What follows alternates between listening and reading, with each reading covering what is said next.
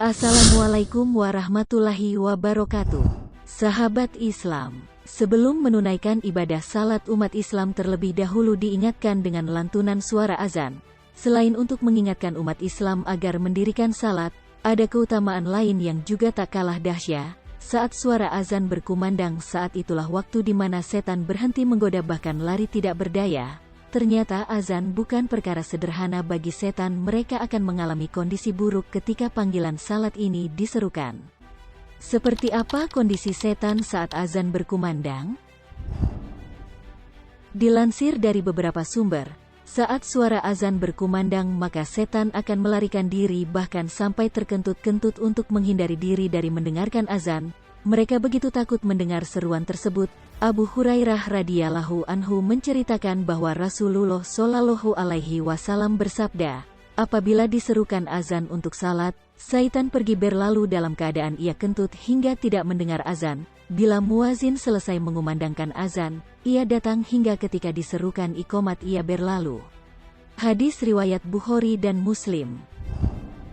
Syekh Mandi Abdul Wahab Al-Ahmad dalam Syarah Hisnul Muslim menyatakan, syaitan menganggap bahwa azan merupakan sesuatu yang begitu besar dan sangat menakutkan.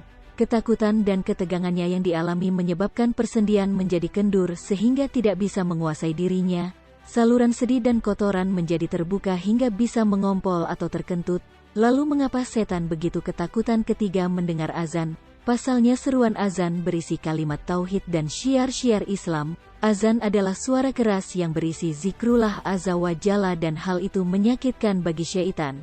Ketika itu mereka putus asa hingga lari dan menjauh dari manusia. Ketika mendengar keseruan kebaikan ini, syaitan dibebani kewajiban untuk meyakini dan menjalankan kandungan kebaikan tersebut. Alasan lain yang membuat syaitan lari terbit-birit adalah karena mereka tidak mau menjadi saksi atas muazin yang mengumandangkan azan. Nabi dalam sabdanya mengatakan, bahwa semua benda baik kering maupun balasan nantinya akan menjadi saksi bagi muazin yang mendapat keutamaan pada hari kiamat. Tidaklah azan didengar oleh jin dan manusia, batu dan pohon kecuali mereka akan bersaksi untuknya. Hadis riwayat Abu Ya'la. Nah sahabat Islam, itu kondisi syaitan yang akan terjadi saat azan dikumandangkan. Semoga kita selalu dalam lindungan Allah subhanahu wa ta'ala. Wallahu alam bisawab. Wassalamualaikum warahmatullahi wabarakatuh.